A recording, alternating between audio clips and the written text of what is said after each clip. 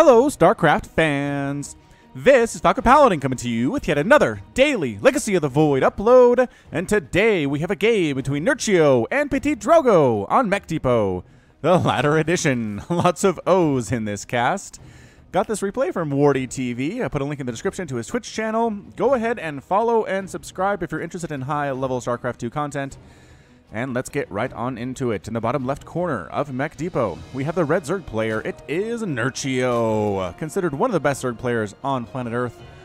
And in the top right hand of the map, we have the blue Protoss player. It is PtitDrogo, who has had a lot of success in StarCraft 2. Been around for many, many years now. He hails from France and the team My Insanity, with the European Professional StarCraft League.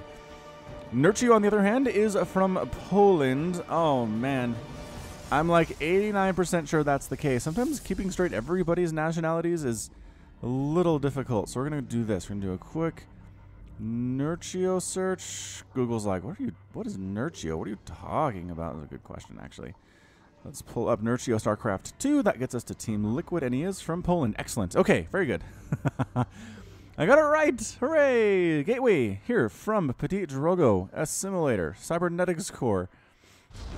Okay, Nexus, Cybernetics Core, Assimilator, Hatch, just about halfway done for Nerchio. Got his extractor done and a pool about 20% complete there. So we're going to go macro style here today.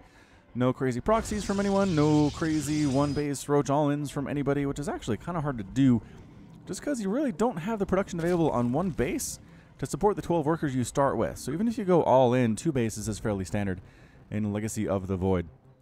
It just makes more sense that way. There's your second assimilator from PtitDrogo. The interesting stuff always comes from the Protoss when the Cyber Core is complete and we see what their higher tech choice is going to be. I actually do have an Oracle name ready to go. So if you've been submitting Oracle names and haven't been seeing them, it's because we haven't gotten many straight-up Oracles in Protoss games recently. But perhaps the streak is about to end. Ready, set, where? I hear it. Where is it? It's going to be a Stargate. Okay. It's going to be a Stargate. It could just be a Phoenix, though, so please don't think this guarantees us an Oracle, because it definitely does not. Nerchio really should just go for a third hatch right about now. 2.5 minutes, 3 minutes. It's a good time to do it. Lings trying to make sure an Adept's not going to come in and kill him, but the Adept isn't even done yet on the other side. So Lings moving across the map, checking for proxies. There goes the drone. 2 minutes and 35 seconds to be exact, and he's going to throw it down exactly when he gets there with 300 minerals, because the timing for Nerchio is insane. I like the Zerg player. I like him a lot. I like it a lot. Stargate, just about done. Oh, there it is, warping in, and yeah, it is an Oracle. Alrighty then, let's go ahead and put up that Oracle name. I've actually got it up here on my other screen, but then it got cut off somehow, so we're just gonna get it on my phone. We have backups. This is Futaba, or Futaba.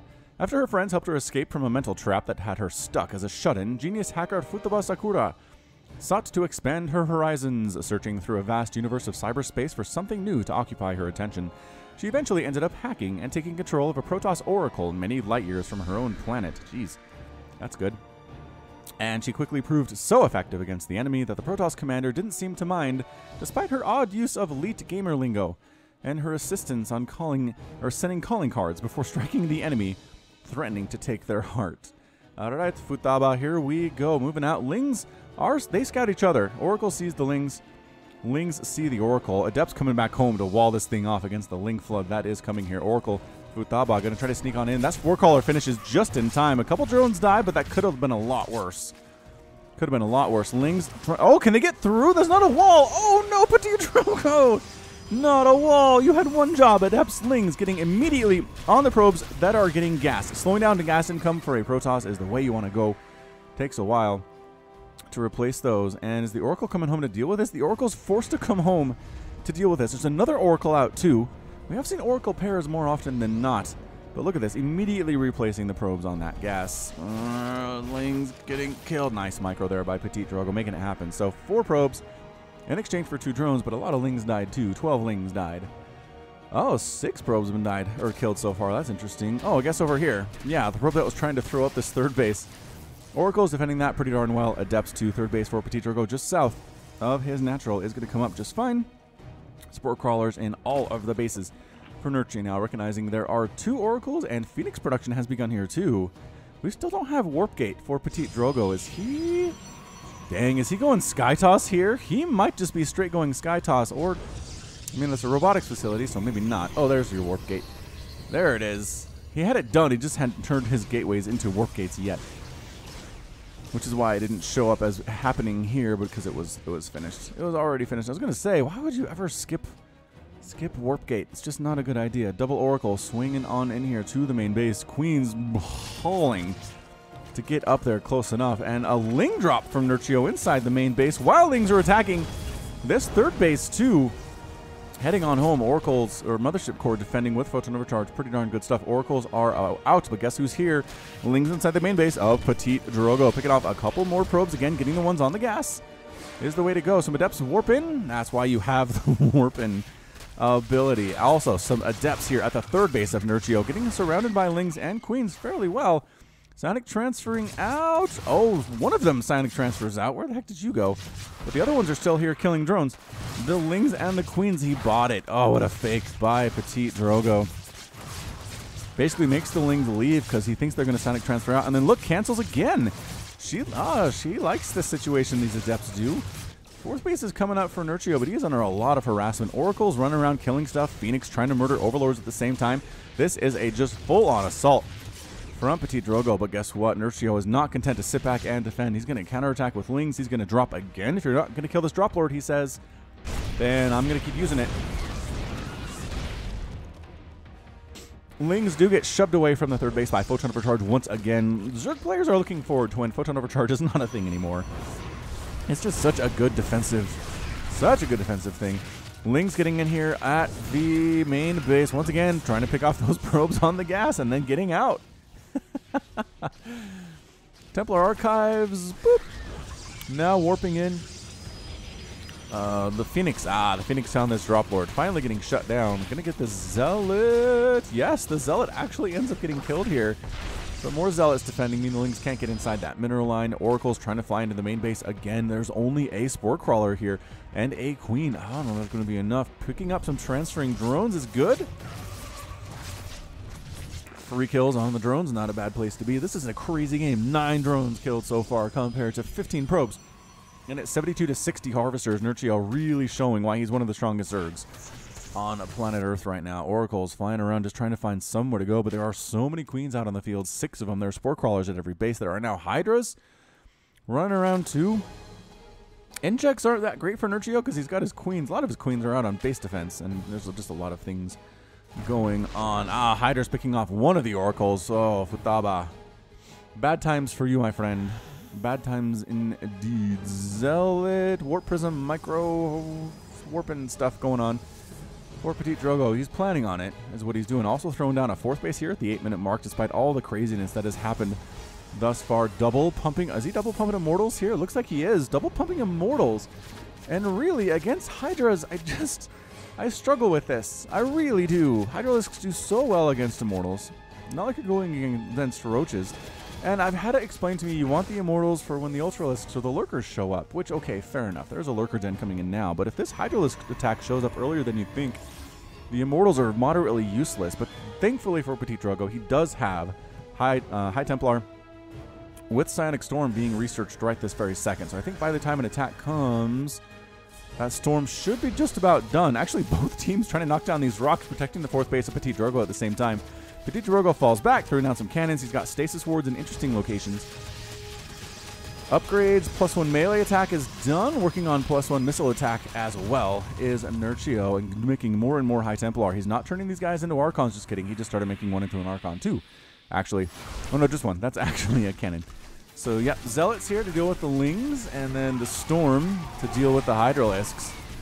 And actually, Zealots against Hydras in small numbers, not bad. Warp Prism, tried to do stuff inside the main base, got shoved away and hacked to death by, I guess not hacked to death, stabbed to death by needles being shot from Hydralisk mouths. Where do they shoot those from? Their backs? I just realized. Oh, the drops! Oh, the drops from Nerchio. Attacks here. Little Ling Hydra push into the 3rd base. Small attack here. The 4th base gets cleaned up as well. So pretty well defensively here is PtitDrogo. These Hydras are still alive. Again, they do have that +1 to missile attack. It is completed. 13 more Hydras on the way. And big old Doom Drop from Nerchio does get scouted by a single Phoenix, but it's not enough to stop it by any means. So here we go, dropping inside the main. Zerglings are here. Hydralisks are here, trying to hold this ramp. Zealots defending. Not enough Zealots against this much stuff. The Phoenix gets picked out of the sky. Immortal on the ramp, dead. Another Immortal coming up the ramp, dead. I mean, barrier engages, but it's not enough. And also another Ling attack here into the 4th base of PtitDrogo. The insanity, the consistent attacks. Nerchio plays Terran, picks up, boosts out when the army shows up. He's going to take down the 4th base as they're a little bit out of position here. Stasis Ward triggered by 1 Hydralisk. Mothership Core dead to +1 Hydralisk. Too many Hydras to count here. Immortals trying to join this party, but again, Immortals against Ling Hydra just bad. Hydra's trying to deal with the enemies instead of going after the Nexus. Couple Lurkers here. Good, great storms by PtitDrogo. Great storms on top of these Hydras. Lurkers stabbing away as best they can, but they are outnumbered. They have detection, though. Does PtitDrogo have detection? No, he loses his 4th base. He's forced to retreat from it. Crikey, 5th base now done for Nerchio. 79 to 60 Harvesters. This is looking real bad for our Protoss player.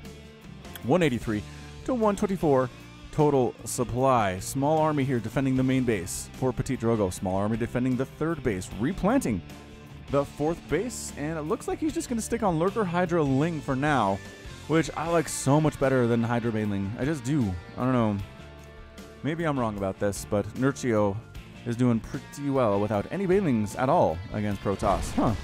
All right, Archon Immortal ready to rock against these Lurkers. Lurkers trying to come in, morphing in eggs in the middle of the map, and they're dead. The Hydra attack is back in the main base. Stalkers gone. Zealots dying very quickly as well. Templar Archives going to be killed. Going to deny that +3 attack on the Forge. Oh, no. And the Templar Archives is dead. No more High Templar. Probes getting picked apart. This is looking like the end here. PtitDrogo's final last gasp here with Archons and Templar and Immortals. But good spread on the Lurkers here, defending both his natural and his 4th base and his 3rd base. Hydras are still running free inside the main base of PtitDrogo. PtitDrogo does find a base that's undefended here. It is going to be this 5th base down below, just to the right of the main. Okay, so we got a base. That is excellent. Hydras, however, are making quick work of this main. And can they get the main Nexus? Oh, they get the main Nexus and then pick up and get out because there's nothing here that can shoot up.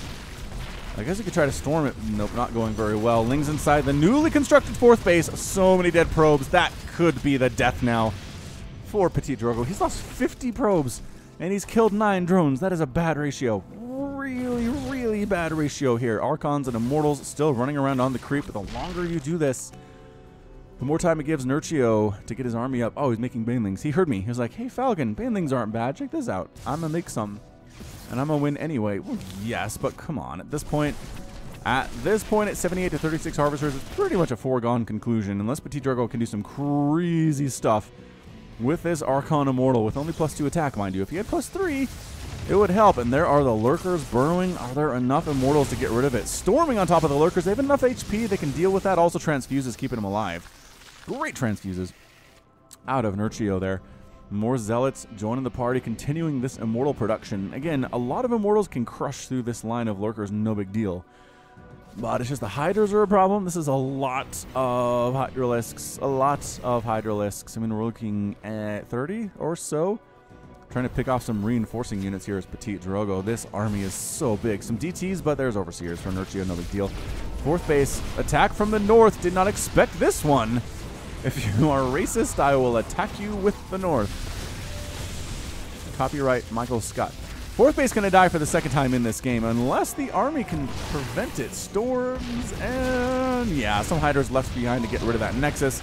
Other ones dead, trying to delay the army. Force fielding this Hydra army, though, into a corner is a bit problematic. Good storm. Hydra's getting melted here. Archon, 7 kills. Archon, 6 kills. Immortals, 7 kills. 3 kills. 12 kills. 6 kills. Yes, Immortals definitely do pay for themselves. Are these Hydras still in the main, or are these new ones? I don't know, but a DT came out to deal with them, so that's good. Right, oh, get out of here, Hydralisks. No one likes your style. +2 with missile attacks done on these guys. They hurt. Oh, picked up and saved by the Drop Lord. This game is crazy, but it's 190 to 102 total supply. PtitDrogo's army's coming in for, I think, one last hurrah. There are so many lurkers, though. 7 lurkers with 4 more coming in here. And I know we've seen Immortals do very well against lurkers in the past. But I don't know if it's enough. I mean, I guess there are 7 Immortals. Catching a big Baneling Hydralisk army. The Banelings getting stormed and pretty much murdered without connecting on anything. That's 6 dead Banelings. Already, 4th base has not been replaced by PtitDrogo. He has the money to do it, but I don't know that he feels safe enough to do so. Are all the Archons gone? Oh, the Archons are gone. It's just High Templar and Immortal. Look at him replacing these lurkers at his 4th base so nicely. Actually, this isn't his 4th. This is his 6th. I think this is 6th up top. I think it is. Music, come back. We need you. Crazy stuff is happening. No, it's slow music. That's fine. Infestation Pit coming in. Storm on top of the lurkers, trying to blanket them. Killing a couple of them with the Immortals is pretty good. Pretty good, making additional Archons out of the High Templar that are out of energy, a move that has been around since the original StarCraft 1.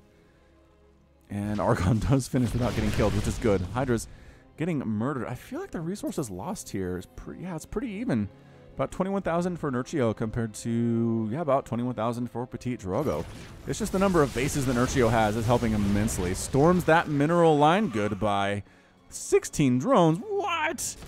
That was some huge storm action. Big storms on the Hydralisks. Banelings, again, not really exploding anything that they want to. Is it enough for PtitDrogo to crush through these lurkers? Trying to target fire them down, and is getting them. Is taking them down here, but there are too many Hydras remaining, and that is the good game. Good game from PtitDrogo. PtitDrogo is defeated, and Nerchio is your winner today in 16 minutes. These high-level games, man, they crazy, crazy things. It's just non-stop action. I'm just tempted to make everything epic, but I don't know. I kind of feel like Nerchio had this thing won around the 12-minute mark, so foregone conclusion from that point, but still, good heart from PtitDrogo fighting this one out to the end. Resources lost end up being about the same as before. 25,000 for Nerchio and about 24,000 from PtitDrogo. So more cost efficient, but did lose 61 probes to 27 drones.